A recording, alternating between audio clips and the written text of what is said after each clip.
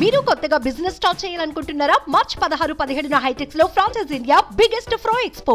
Srikakulam parliament Perada Tilak Kalinga BC, Vizianagaram Bellana Chandrasekhar తూర్పు Kapu BC, Visakhapatnam doctor Botcha Jhansi Lakshmi తూర్పు Kapu BC, Anakapalli BC, Araku Chetti Tanujarani Valmiki ST, Kakinada Chalamasetti Sunil Kapu OC, Amalapuram Rapaka Varaprasad SC, Rajahmundry Guduru Srinivasarao Settibalija BC, Narasapuram Guduru Umabala Settibalija BC, Eluru Karmuru Sunil Kumar Yadava BC, Machilipatnam Simhadri Chandrasekhararao doctor కాపు OC, Vijayawada Kesineni Srinivas alias Nani Kamma OC,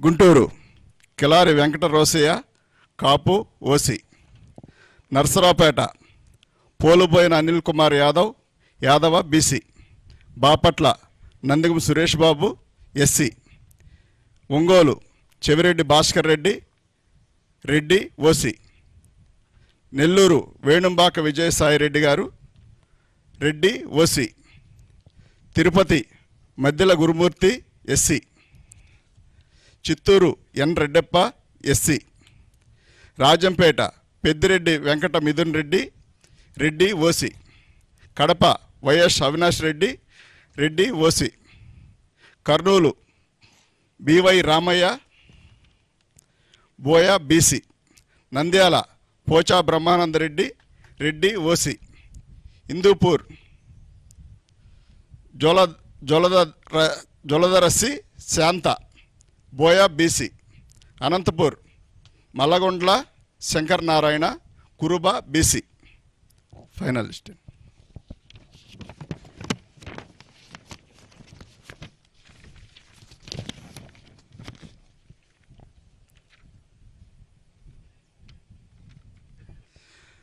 అందరికీ నమస్కారం అండి. గత సంవత్సరం 2019లో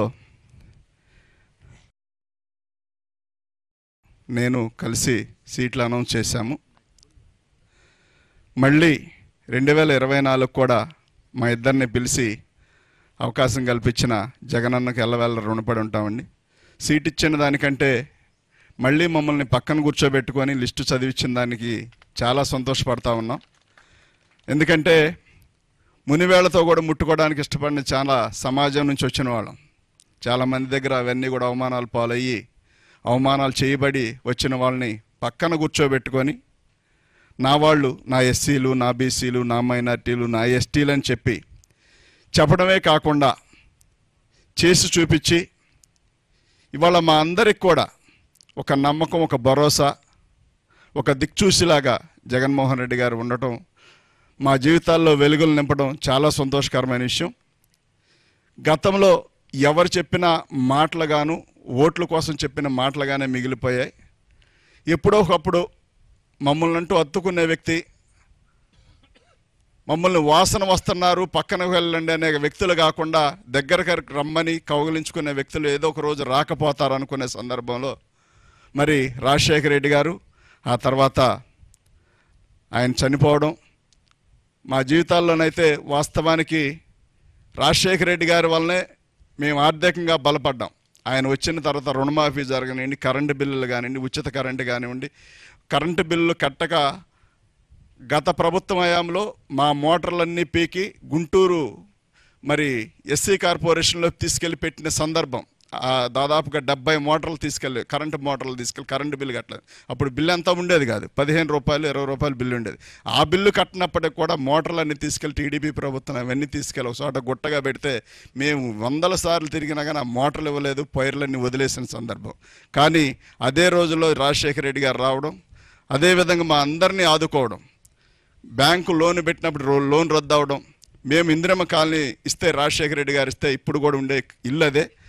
ఇన్ని రకాలుగా మాకు మేలు చేసిన రాజశేఖర రెడ్డి గారిని చూసాం. ఆ తర్వాత జగనన్న అది కాదు అన్నట్టుగా మా అందరిని హక్కును చేర్చుకొని మా జీవితాల్లో వెలుగులు నింపి మా అందరినీ మరి తన సొంత మనుషుల్లాగా తన సొంత బిడ్డల్లా చూసుకుంటూ ఈ రాష్ట్రం మొత్తం మీద ఎస్సీలు, బీసీలు, మైనార్టీలు అందరూ కూడా జగన్మోహన్ రెడ్డి గారిని మరి ఆదరిస్తూ ఉన్నారు.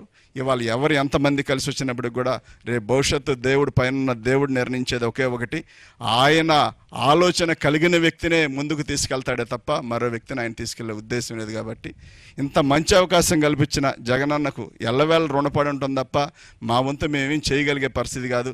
ఎప్పుడు ఏదున్నా మాకు జగనన్న కోసం పనిచేయడమే తప్ప మరొకటి ఆశించకుండా జీవితకాలం రుణపడి ఉంటామని చెప్పి తెలియజేస్తూ ఈ చక్కటి అవకాశం కల్పించిన జగనన్నకు ఎల్లవేళ రుణపడి ఉంటామని తెలియజేస్తాను. Thank you. సుమన్ టీవీలో మీ పర్సనల్ అండ్ బిజినెస్ ప్రమోషన్స్ కోసం కింది నెంబర్కి కాంటాక్ట్ చేయండి.